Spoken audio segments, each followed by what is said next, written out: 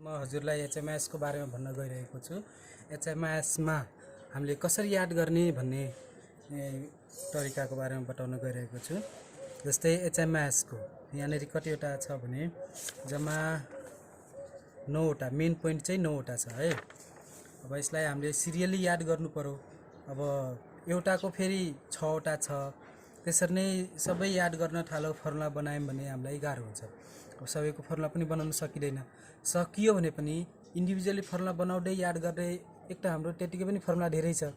त्यसपछि यसको पनि फर्मुला सबै फर्मुला बनाउँदै हामीलाई झ्याउ पनि हुन्छ के। त्यसपछि कुनै कुनै कुरा बुझेर याद गर्न सकिन्छ। जस्तै यो छ नि, यो लाइन बाइ यो हामीले बुझेर हामीले लाइन बाइ लाइन याद गर्न सक्छौं। हो कसरी सकिन्छ भन्ने कुरा म अहिले भन्न गइरहेको छु। जस्तै यहाँ हेर्नुस्, पहिला कमन कुराहरू छ, त्यसपछि इन्फेन्ट एन्ड चाइल्ड हेल्थका कुराहरू छन्, त्यसपछि फ्यामिली हेल्थका कुरा छन्, त्यसपछि कम्युनिटी सर्भिस, त्यसपछि मलेरिया, कालाजार एन्ड लेप्रोसी, त्यसपछि ट्युबरकुलोसिस, त्यसपछि एचआईभी एड्स एन्ड एसटीआई, त्यसपछि के छ हस्पिटल, त्यसपछि मन्थली रिपोर्टिङ फर्म। अब हामीले यसलाई याद कसरी गर्ने भनेदेखि हामीले माइन्डमा सेटअप गर्ने, स्टेप बाइ स्टेप कसरी सेटअप गर्ने भन्नाले पहिला कमन कुराहरू आउँछ, त्यसपछि इन्फेन्ट एन्ड चाइल्ड हेल्थको कुराहरू आउँछ, त्यसपछि फ्यामिली हेल्थका कुराहरू आउँछ। हेर्नुस् है, बढ्दै गइरहेछ। माइन्डमा पनि यसरी नै सेटअप गर्ने, ठ्याक्कै म सेटअप गर्दैछु है। त्यसपछि कम्युनिटी सर्भिस, हेर्नुहोस् है, फ्यामिली भन्दा अलि ठुलो कम्युनिटी हो नि त। चाइल्ड इन्फेन्ट भन्दा अलिकति ठुलो फ्यामिली भयो, फ्यामिली भन्दा अलिकति ठुलो कम्युनिटी भयो, त्यसपछि डिजिजहरू भयो जस्तै मलेरिया, कालाजार, लेप्रोसी, त्यो भन्दा अलि ठुलो ट्युबरकुलोसिस। यो सम्झिने तरिका मात्रै हो। अब वास्तवमा ठुलो हुन्छ हुँदैन त्योसित मतलब नराख्नुस्। हजुरले एकछिनलाई सम्झिनुस् कि यो ठुलो हुन्छ, जस्ट याद गर्नको लागि मात्रै, माइन्डलाई कन्फ्युजन बनाउनको लागि मात्रै। अब फ्यामिली हेल्थका कुराहरू आउँछ, त्यसपछि कम्युनिटी सर्भिस जस्ट याद गर्नको लागि है। मलेरिया, कालाजार, लेप्रोसी, त्यसपछि ट्युबरकुलोसिस, त्यसपछि एचआईभी एड्स। हेर्नुहोस् है, सिरियली बढिरहेछ है। यो सिरियली बढिरहेछ। हामीले याद पनि यसरी नै सम्झिने के। पहिला कमन टुल्स, त्यसपछि इन्फेन्ट एन्ड चाइल्ड हेल्थ, त्यसपछि फ्यामिली हेल्थ, त्यसपछि कम्युनिटी सर्भिस, त्यसपछि मलेरिया, कालाजार, लेप्रोसी, त्यसपछि ट्युबरकुलोसिस, त्यसपछि एचआईभी एड्स एन्ड एसटीआई, त्यसपछि हस्पिटल, त्यसपछि मन्थली रिपोर्टिङ फर्म। हो यो स्टेप बाई स्टेप बढ्दै गएको छ नि त। पहिला कमन कुराहरू आउँछ, त्यसपछि इन्फेन्टका कुराहरू आउँछ, त्यसपछि फ्यामिली, त्यसपछि कम्युनिटी सर्भिस, त्यसपछि मलेरिया एन्ड कालाजार, लेप्रोसी, त्यसपछि त्योभन्दा अलि डेन्जर ट्युबरकुलोसिस, त्यसपछि त्योभन्दा अलि डेन्जर एचआईभी एड्स, त्यसपछि डेन्जर भएपछि हामी हस्पिटल जान्छौँ, त्यसपछि हस्पिटल सम्झिने, त्यसपछि मन्थली रिपोर्टिङ फर्म सम्झिने। यो यसरी याद गऱ्यौँ भने हाम्रो याद चाहिँ हुन्छ। अब हेर्नुहोस्, अब यो बिचको पनि याद गर्नु छ भने त्यसरी नै छ क्या। जस्तै हामीले अन्तिमको लिए है मैले, यसले मन्थली रिपोर्टिङ फर्म।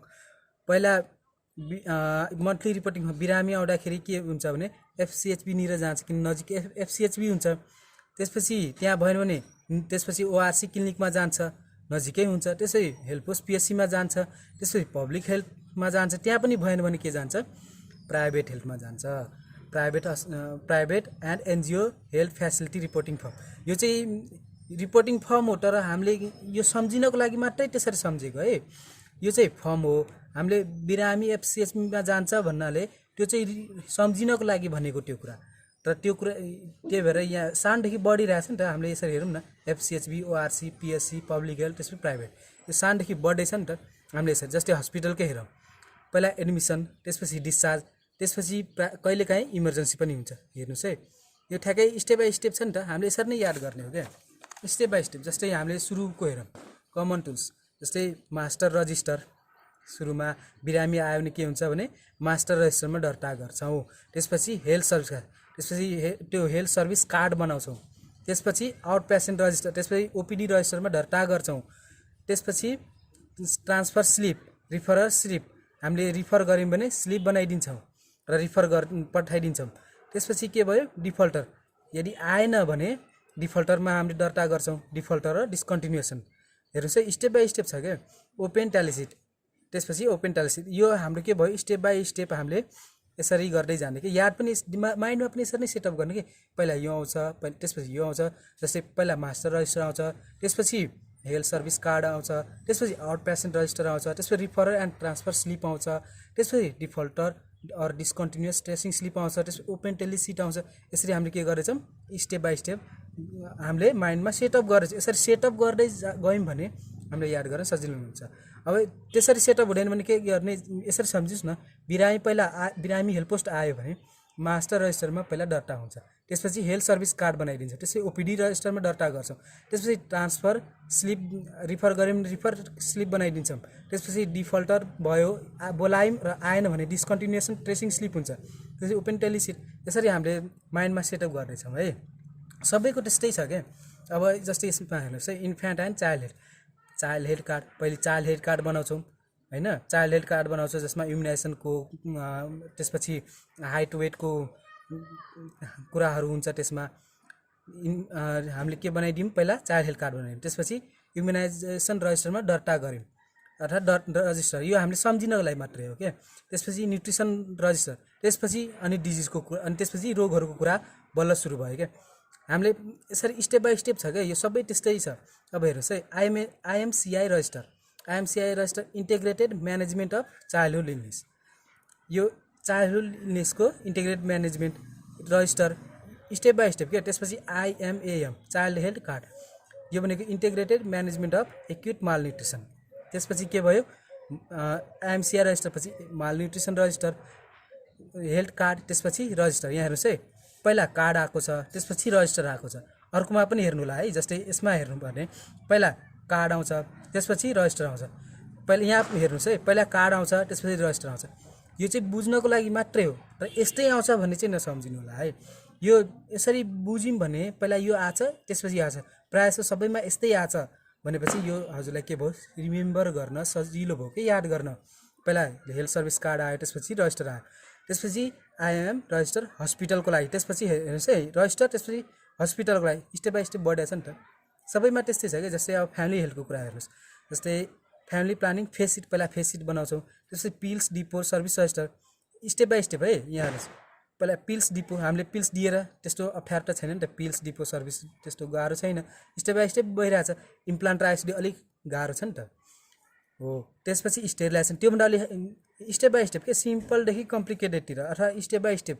त्यसपछि स्टेरिलाइजेसन रजिस्टर, त्यसपछि maternal and newborn health card, हेर्नुहोस् है पहिला कार्ड आयो, त्यसपछि maternal and newborn health service register, यहाँ हेर्नुहोस् है। अनि त्यसपछि safe abortion service register, step by step हामीलाई यो याद गर्न सजिलो हुन्छ के।